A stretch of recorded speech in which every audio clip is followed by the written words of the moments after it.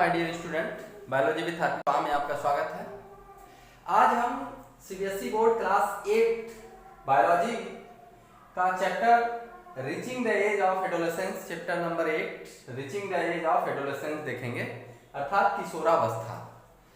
ये किशोरावस्था की अवस्था पहुंचने की क्या है, एक्चुअल में यह जो एज होती है ये सबके लिए इसके बारे में जानना बहुत ही आवश्यक होता है, क्योंकि यह एक ऐसा एज होता है जिसमें बहुत सारे प्रॉब्लम्स स्टूडेंट्स को फेस करने होते हैं, बच्चे को फेस करते हैं और बहुत सारे गलतियां कर बैठते हैं हम इस स्टेज में।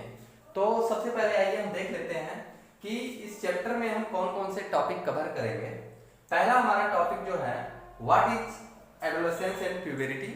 सबसे पहले हम ये देखेंगे कि किशोरावस्था और परिपक्वावस्था प्यूबरिटी क्या होती है। दूसरा, चेंजेस ड्यूरिंग प्यूबरिटी स्टेज, परिपक्वावस्था के दौरान, प्यूबरिटी के दौरान कौन कौन से परिवर्तन हमारे बॉडी में होने हैं। तीसरा टॉपिक हमारा होगा hormones and its effect. Hormones कौन कौन से होते हैं जो हमारे ऊपर एडोलेसेंस में अफेक्ट डालते हैं। तीसरा, endocrine glands in our body, human body में कौन कौन से एंडोक्राइन ग्लैंड्स होते हैं उनके बारे में हम पढ़ेंगे। और लास्ट में हम पढ़ेंगे रिप्रोडक्टिव हेल्थ। ठीक है, तो ये सारे टॉपिक्स इस चैप्टर में हम कवर करेंगे। तो आइए देखते हैं। सबसे पहले एडोलेसेंस किसे कहते हैं, किशोरावस्था किसे कहते हैं।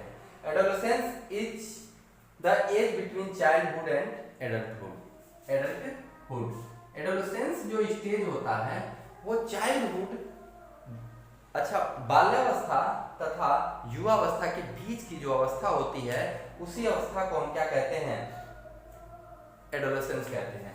जनरली इसे 12 to 18 इयर्स की अवस्था के नाम से जाना जाता है। 12 से 18 साल की जो अवस्था होती है उसे हम किशोरावस्था के नाम से जानते हैं। It start from 11 or 12 years and ends with the 18 or 19 years. यह 11 या 12 साल की अवस्था से शुरू होती है और 18 और 19 साल की अवस्था तक समाप्त हो जाती है।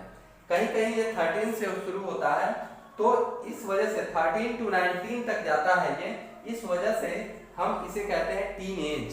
क्या बोलते हैं, टीन एज। और जो स्टूडेंट या जो बच्चे, चिल्ड्रंस इस क्लास में बिलोंग करते हैं, मतलब इस क्राइटेरिया एज ग्रुप में आते हैं, उनको हम टीन एजर्स कहते हैं। अब सवाल ये है कि एडोलेसेंस स्टेज इतना हमारे लिए महत्वपूर्ण क्यों हो जाता है। क्योंकि जो एडोलेसेंस स्टेज है, किशोरावस्था है, वह हमारे जीवन की एक ऐसी अवस्था है जिसके दौरान हमारे शरीर में, हमारे मस्तिष्क में ऐसे बहुत सारे परिवर्तन होते हैं जो इसके पहले कभी नहीं हुए रहते हैं। तो इस परिवर्तन को एक्सेप्ट करना कभी कभी हमें मुश्किल हो जाता है और हमारे बॉडी में अचानक से चेंजिंग जो आने लगती है, उस चेंजिंग से हम इरिटेट होने लगते हैं। बहुत सारे सिम्टम्स आते हैं इस लक्षण। इसमें एक साइंटिस्ट है जिसका नाम है स्टैनले हॉल। क्या नाम है, स्टैनले हॉल ने इस एज की अवस्था को कहा था एज ऑफ स्टॉर्म।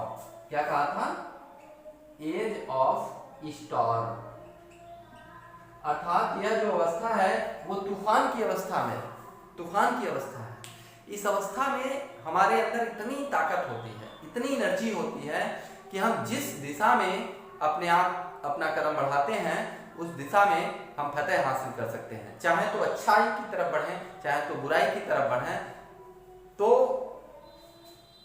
सबसे बड़ी बात ये होती है कि इस एज में बहुत ही संवेदनशील एज है ये। इस एज में हमें बच्चों के साथ, पेरेंट्स को या टीचर्स को या अन्य जो भी हैं जिनके घर इस एज से बिलोंग करते हुए बच्चे होते हैं, उनके साथ बहुत ही फ्रेंडली बिहेव करना चाहिए।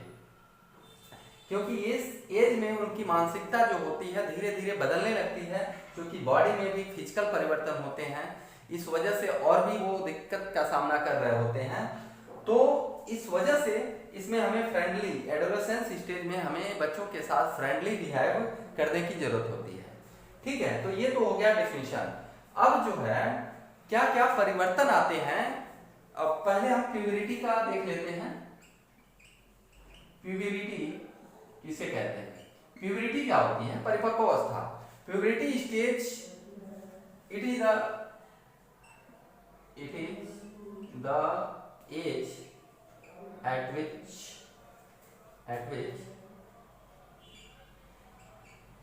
and a girl or boy become sexually active. In girls 11 to 12 years में ये शुरू हो जाता है और बॉय में यह एज जो होती है 13 to 14 ईयर्स में शुरू हो जाती है। अर्थात जो प्यूबरिटी स्टेज क्या है? प्यूबरिटी स्टेज में जो गर्ल्स या बॉयज होते हैं वो सेक्सुअली एक्टिव होने लगते हैं। सेक्सुअली क्या होने लगते हैं? एक्टिव होने लगते हैं। अर्थात उनके जो रिप्रोडक्टिव ऑर्गन्स होते हैं वो एक्टिव हो जाते हैं, फंक्शनल हो जाते हैं और वो सेक्सुअल डिजायर उनके अंदर क्या होने लगता है? आने लगता है। लड़कियों में यह एज 11 to 12 ईयर्स में स्टार्ट हो जाती है और बॉयज में यह एज जो होता है 13 to 14 ईयर्स में क्या हो जाता है? स्टार्ट हो जाता है। तो इस समय बॉयज में बहुत सारे परिवर्तन आते हैं, गर्ल्स में बहुत सारे परिवर्तन आते हैं। जैसे इसको हम इस टॉपिक के अंतर्गत पढ़ेंगे कौन कौन से परिवर्तन आते हैं, लेकिन पहले हम देख लेते हैं जरा कि क्या क्या। जैसे मान लीजिए इस एज में बच्चों के अंदर क्या हो जाती है? आत्मसम्मान की भावना जागृत हो जाती है।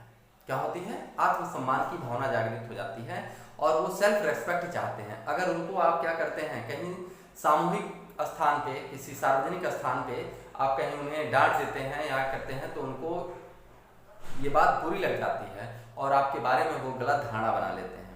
अर्थात इस एज में बच्चों को हमें कम डांटना चाहिए या नहीं डांटना चाहिए, बल्कि उनके साथ हमें फ्रेंडली मित्रवत व्यवहार करना चाहिए ताकि वो अपनी बातों को, अपनी समस्याओं को हमारे तक पहुंचा सकें, हमसे रख सकें। अन्यथा अगर हम उन्हें हर समय डांटते रहेंगे तो वो हम तक अपनी बातों को आने ही नहीं देते हैं। दूसरा ये कि उनमें सेल्फ रेस्पेक्ट की भावना आ जाती है और दूसरा ये होता है कि बॉडी में उनके हो रहे परिवर्तन को लेकर के वो बहुत सारे टेंशन में रहते हैं कि ये बॉडी में हमारे क्या होने लगा है।